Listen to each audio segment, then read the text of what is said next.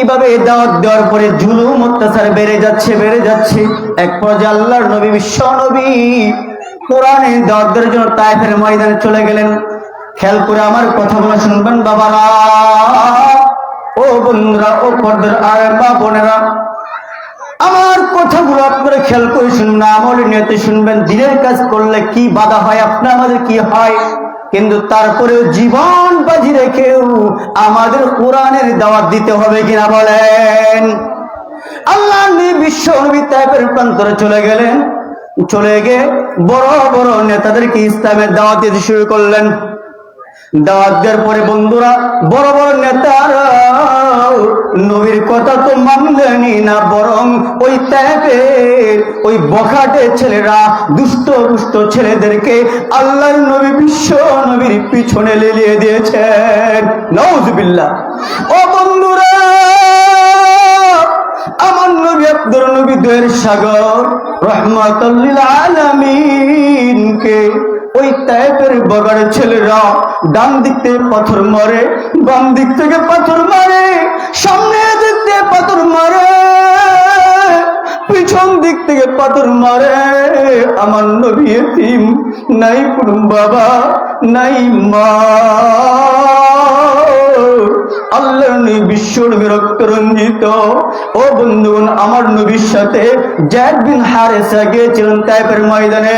ওই যায়েদ বিন হারেসা আল্লাহর নবীকে রক্ষা করতে গিয়ে ডান দিক দিয়ে জন থাকে। ওই তায়েফের দুষ্ট ছেলেরা আমার নবী বিশ্ব নবীর সামনে দিক দিয়ে পাথর মারে, পিছন দিক দিয়ে পাথর মারে, বামের দিক দিয়ে পাথর মারে। যায়েদ বিন হারেসা সামনে যা, বাকি দিক থেকে পাথর মারে। আমার নবী বিশ্ব নবী এক পর্যায়ে নিচে বসে পড়লেন। পা মুজা মুবারক পায়ের সাথে রক্ত রঞ্জিত হয়ে গিয়েছে, লেগে গিয়েছে। করম মুবারক, আল্লাহর নবীর করম মুবারক পায়ের সাথে আঠা লেগে গিয়েছে।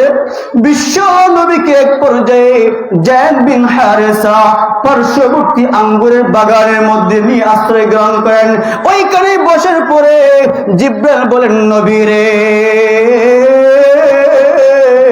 আমার সাথে এই পাহাড়ের নিয়োজিত ফেরেশতা আছে, আপনি শুধু অর্ডার দেন এই তায়েফের সকল মানুষদেরকে তাদেরকে শেষ করে দিবে।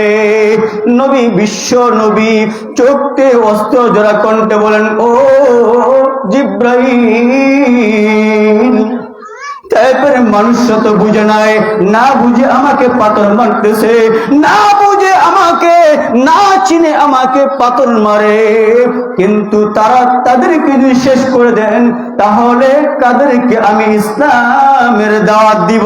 আল্লাহু আকবার। বন্ধুগণ আমার, যুগে যুগে এইভাবে ইসলামের দাওয়াত দিতে গিয়ে আক্রমণ সহ্য করতে হচ্ছে কিনা বলেন? হচ্ছে। এইভাবে কিয়ামত পর্যন্ত দিনের দাওয়াত দিতে গেলে বাধার সম্মুখীন হতে হবে কিনা বলেন? আল্লাহর নবী এইভাবে তায়েফের মধ্যে রক্ত রঞ্জিত হয়েছেন। ইতিহাস সাক্ষী, আল্লাহর নবী বিশ্ব নবীর জীবদ্দশায় তায়েফের অসংখ্য মানুষ দলে দলে এসে ইসলামের ছায়ার তলে প্রবেশ করেন। আল্লাহু আকবার।